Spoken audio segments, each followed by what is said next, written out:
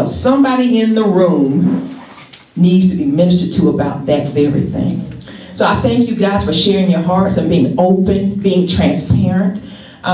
Transparency is a big thing, because when we're open, like Alan said, when we share those things we don't want to talk about, it blesses people because they're going through the same thing they don't want to talk about, right?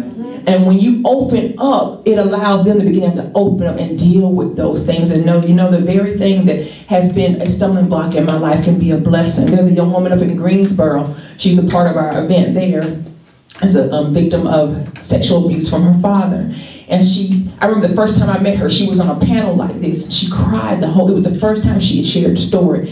And a friend of ours had invited her to be on the panel. She said, this is the time you're going to use this thing to bless somebody else.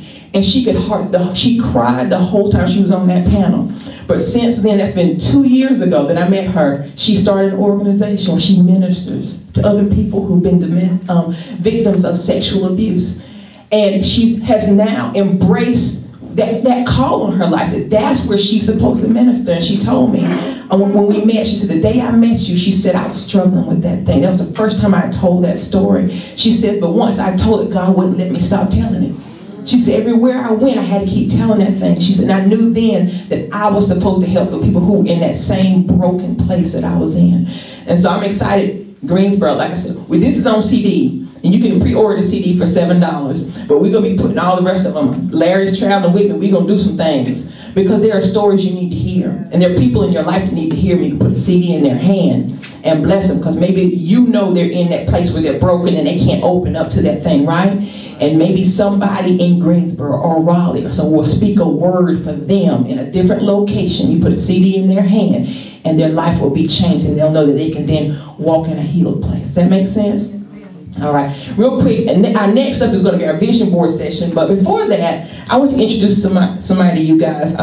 We're talking about, living purpose today, and it's so great when at an early age we see our young people stepping out, right, and being a blessing and living purpose. And I'm going to invite Naya up in a second. I'm going to let her tell you guys a little bit about her and her platform.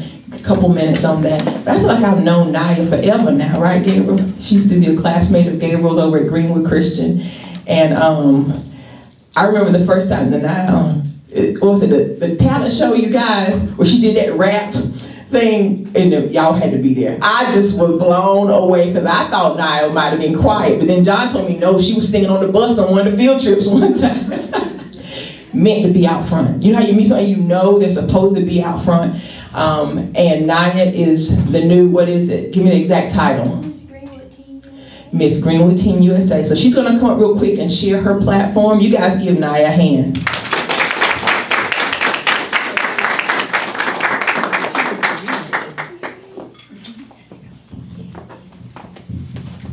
Hi everyone. I am Naya Sindab, Miss Greenwood Teen USA. First I'd like to thank Miss Regina for allowing me to have the time to speak with you all. It's just going to be just plain and simple. I'd like to thank you for the opportunity once again, and I'll be just speaking about my pageant and my platform. Alright, so my platform is about scoliosis awareness.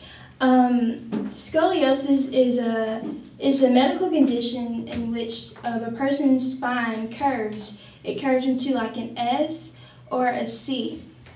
This condition really hits home for me because my grandmother, Ethel Sindab, she had scoliosis, and two of my best friends have scoliosis, and they had to have surgery. They had to get like a metal rod in their back to straighten it up. Upon graduation, I will be attending Life University in Marietta, so I'll be close to you. And I'm becoming a chiropractor. If you would like to support me, my pageant is in November, and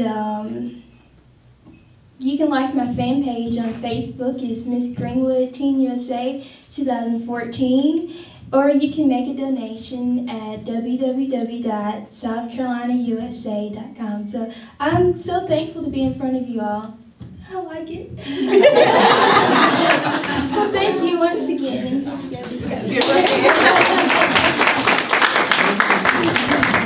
Meant to be out front. Right? Can you see? Yeah. Well, I'll be excited to have her in Marietta. You know, Gabriel don't want to do that spa stuff with me. So now we have to do some of that spa stuff. All right, the next part, the next like 20 minutes, so we're going to work on vision boards. How many of you have ever done vision boards before? Oh, I love it. Y'all don't know what you're doing. This is great. All right, you're going to love this part. And not only that, you're going to love the person that's going to lead you in this session. She is by far one of the most motivating people I know. When I met Angie doing an event like this. She'd called me, I think like the week before, said she wanted to meet me. She came to my event, sat in the back of the room. I didn't know who she was. And we ended up having lunch or something. Shortly after that, she wanted some counsel about some things she was doing in her own business, her own girls' organization. It's so interesting that we came into each other's lives, and now iron sharpens iron, right? You know, they always call me the big sister Regina, but I'm like, I get blessed from you guys as much as y'all think I bless y'all. When I get to spend time around people like Angie and like Marcus, who I know who are on purpose, on fire, out there doing the good work, it pushes me. Does that make sense? When I'm sitting still, I'm like, well, Marcus and Angie out there taking over the world, changing people's lives. I'm at the house. I got to get out there and do some work, right? So you guys give her a hand, Miss Angie Lomax Lee.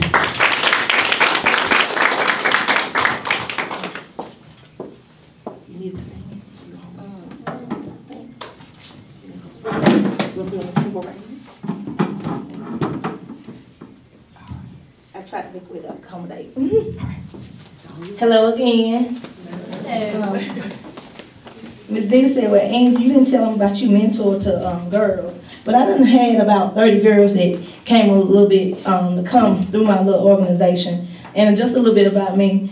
I am a domestic violence product as well. 13 I was raped, 16 in my first domestic relationship. Instead of me getting ready to cover up, to put makeup on, to use to cover up, to get in pageants, I was covered up. Scars, black eyes, and bruises. And I went ahead and ended up marrying that man, had a child by that particular man, but I still didn't know who Angie was. It took me to leave him in order to find out who Angie was.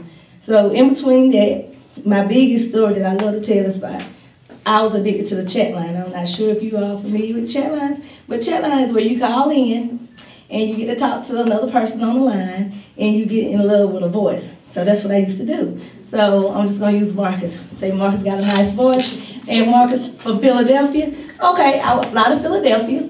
And I was like, Marcus, I'm in Philadelphia. And Marcus was like, come on over. So, and I did many trips like that. But one profound thing that changed my life is I went to Atlanta, Georgia. Little naive Angie from the country, go out to meet this guy. It was a drug deal gone bad. And there I was faced with a gun pointed from my window, asking me to get out my car, and they needed me to get out now. I said, oh, what? I didn't tell anybody. I didn't tell my family that I was gone. I didn't tell anybody who I had went to stay with in Atlanta. I said, what am I gonna do? And I have a straight drive car, so I don't drive with shoes on. I said, can I put my shoes on, officer? He said, no. You just get out and you get in the car. He put me in the back of the police car. And there, I was in there probably maybe 15 minutes, but to me, it seemed like forever. And I said, God, my father's already incarcerated for the worst crime ever, murder. My son is gonna be raised up without a mom. And I said, my mom, what is she gonna do? Because Angie was the one that made good grades. She was destined to be something. So how in the world would she allow herself to get in a situation like that? And I reached down for the door. Of course, you know, well, if you don't know, police cars don't have any door handles in there. So I was like, oh my God. And then I remember the guy had told me to buy cheeseburgers. He told me to buy 12 cheeseburgers. Little me, I guess I was just naive, didn't even think about it. And I remember when I stopped to pick him up, he had a bag. But when he told me to stop my car in the middle of the road, another guy jumped in the back of it. So here I was like, oh my God. When I told them the police had came, they went ahead and ran. And like I said, by the time police stopped me and ordered me out, all I could remember while I was in the back seat of the police car, what are those bags? What was in that bag? And I couldn't think, and of course I didn't say anything. And luckily, all I knew is, God, I need you to help me, and I need you to help me right now. Little did I know, the door opened, and this officer said, I need you to leave, and I need you to get out, and don't you ever come back to this side of town. I knew my life, I had to do something, and that's when I had to learn to love Angie. I didn't get up to say all that, but I'm sorry. But anyway, I went ahead and God had already gave me the name Loving the Skin I'm In, but I didn't know what he wanted me to do with it. So I put myself through nursing school, and upon graduating from nursing school, and I went to get me a car. I was like you, didn't know what I wanted to do, but I know some money was getting ready to come in, so I wanted to spend it. God said, no, I want you to go get back and you give to other little black girls, especially black girls, but women in general, something that you didn't have, and that was a role model. And you start this organization, and you go to low-income areas and help them dream bigger dreams. So in my living room, I created this board, and I changed it, and I just say use a dry erase board, and I go through the magazines and I cut out. And if you're not my friend, add me as your friend on Facebook. I always talk about the word fabulous, because fabulous is not something that somebody give you. Fabulous is something that you own. You tell yourself that. So in the morning, I see this. And even as you're trying to do your transformation and you're not sold on the idea, I put sticky notes on my mirror. So I was guaranteed to do a daily affirmation of who I am, whose I am, and what I am. So just a little bit about it. I have Oprah on here. And she said, for all her major moves in life, I have trusted my instinct. She didn't say anybody else's. She trusted her own. Living large. Of course, everybody want to be a role model like First Lady. And I put on there, I'm on my way. In order to be a good woman, she had to have a good man. It said the woman beside him. And this color that I'm wearing, I said I was going to do a little bold look, so I did the red, this red. I cut this out the magazine, and I just loved it, that fierce look. I think her name is Janelle. I'm not real sure. I think she's an artist. Janelle Monet. Okay, thank you. I can say I'm not real sure. And then I know, like Regina was talking about her sister about the financial part. I put Susan Orman on here, and it says, stay on track. But 4 words I'm going to give you. When New Year's came, I told God I wanted my life in alignment and manifestation. But how are you going to get that? Number 2, the other 2 words I had was wisdom and application. Because once you learn it, like how Miss Nita have it, you'll be able to apply it. So you won't allow yourself to get broke like that. You won't allow yourself to still attract those same relationships, or you won't allow yourself to still get on a chat line. So now I incorporate something else instead of getting so lonely. So I think Regina already had the magazines on the table and the scissors.